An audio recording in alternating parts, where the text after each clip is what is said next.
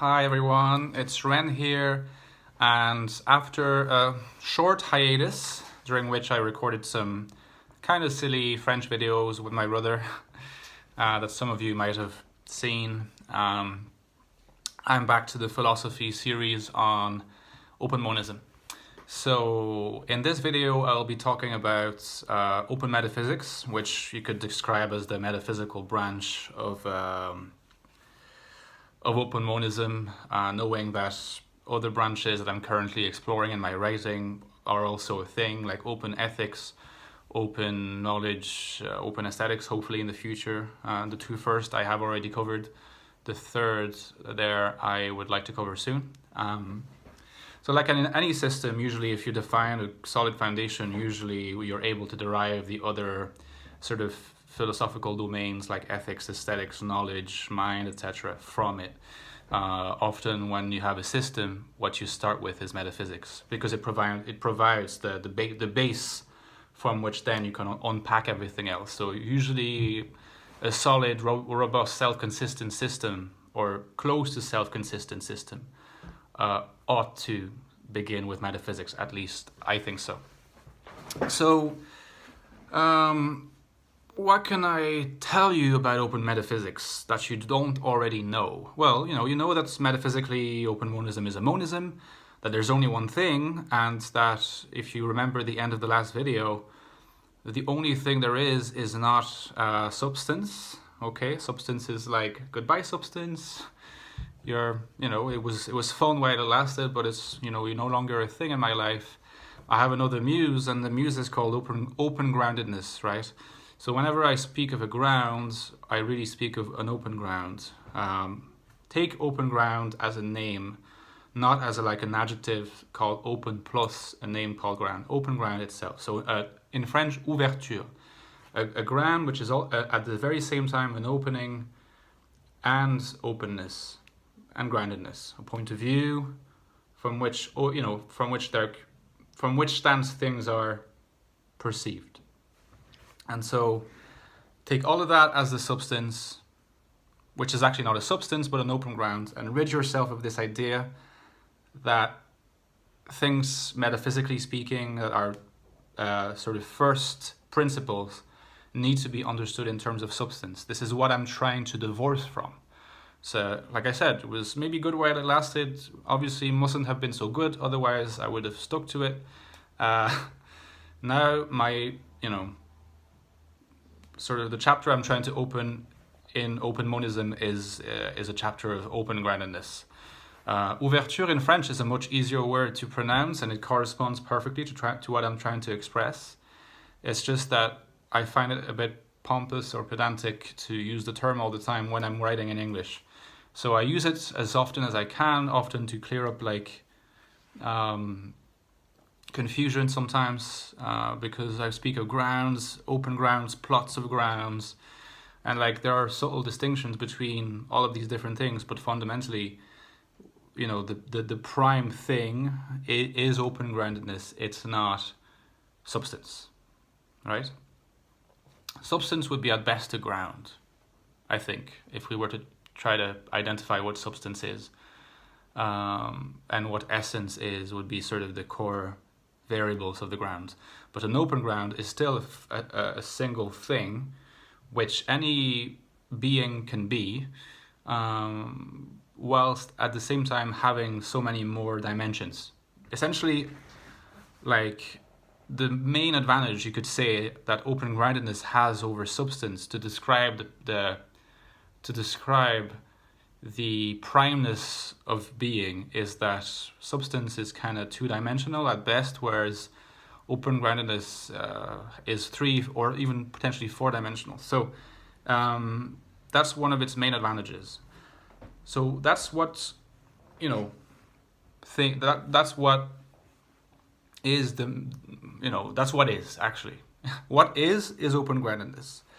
And in open monism, like in all kinds of monism, by definition, because there's no transcendence, what is provides the bounds of the metaphysical systems. So I'm not really interested in open monism with what is not. And this is probably a useful thing to dispose of from the start. The realm of nothingness, right, in my system, is very much like a negatively defined realm. It's not like, you should not imagine that open-groundedness sort of being, if you like, the realm of what is being, is like this vast field where you have a lot of grounds that gravitate. And then that you have another field, which is the field of nothingness, and that has different rules. That would be a tempting picture to make up in your head, but it's not the real picture, because nothingness, according to Open Monism, is a negatively defined concept. It's not even the absence of something. I'll come back to that later, or maybe in another video. It's literally what cannot be talked about. A little bit in the way that Wittgenstein said at the end of the Tractatus, where what cannot be spoken must be kept in silence. Same idea, like nothingness is at best sort of providing the boundaries of the realm in which you have open-groundedness unfolding across immanent space, okay? It's not a field or a domain in and of itself. It's the boundary beyond which there's just nothing to talk about. And that provides a first delimitation of the universe, if you like. The universe does have bounds.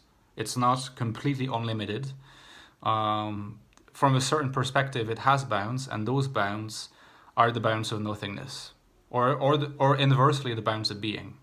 So, like, what is not is just the bounds. We're only interested in what is, but as it happens, what is an incredibly rich, nuanced, varied world, which we are now going to talk about a little bit. And if the video turns out to be a bit too long, I'll break this up into 2 videos, and again, we can take our time with the Open Monism series. So I would say that open-groundedness is what is, meaning that being is open-groundedness. Being is a very difficult concept to capture, and I would say that in many ways I started my notes trying to inquire into the meaning of being. So when I say the meaning of being, I do not mean the meaning of existence. And this is something that I probably should clear up from the start, because again, there are some of you who are not super familiar with philosophy. And so if I start going into the technicalities of Open Monism just like that, straight into it, I will just lose so many people that, like, there's no point making videos that are supposed to be like a proper introduction. So we'll take our time, because there's no reason not to take our time, okay? So basically, the question about being is a deeply metaphysical question. What a philosopher called Martin Heidegger said in the early 20th century is that it's a question that had been forgotten by the philosophical tradition for centuries, if not millennia. And by that he meant that people had come to associate, essentially, if I'm really trying to condense things here, associating being with the substance that they came up with for their various metaphysical framework. And what Heidegger said was that actually being is actually an even more profound thing than the substance, understood in the old tradition, that provides the foundation of the universe. Being is something that is even more sort of foundational than substance itself. Being is that without which there could be no substance.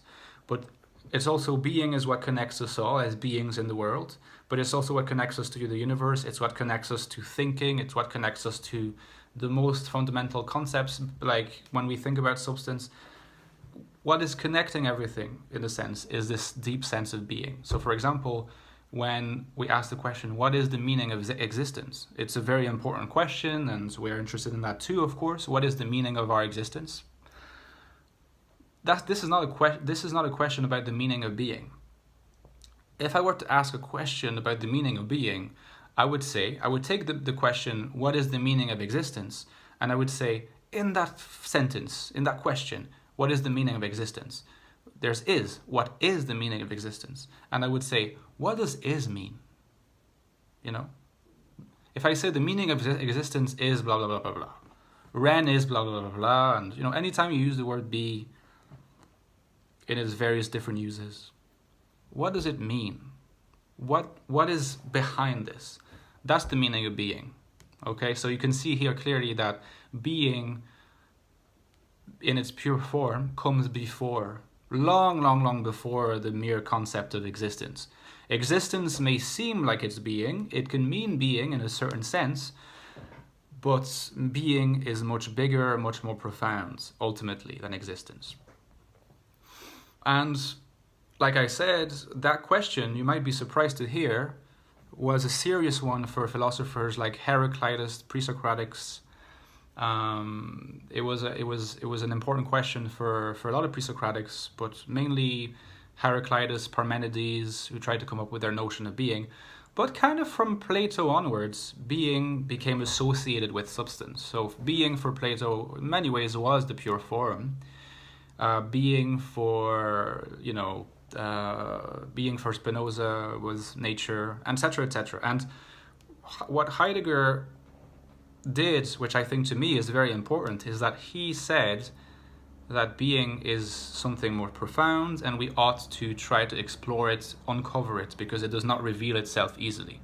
And in a sense, Open Monism is an exploration, was conceived initially in its initial stages, before even I thought I would eventually turn it into a system. It was conceived as an early investigation into being. And this is also the reason why up to now I talk about an investigation, an exploration, an inquiry, and people are kind of enjoying that aspect of, you know, of the work I do, I think. But this is primarily because I'm interested in uncovering the meaning of being. And this is very important because being is the most profound thing in Open Monism. I'm not ever taking it for granted as a concept because it's too slippery. I call it too slippery. But what I do say is that open-groundedness is the body of being. Okay? And I'll tell you why in the next video. There's going to be a few videos on open metaphysics, I think. So please bear with me, and I hope you had a fun time listening to me speak. All right. See you soon, guys.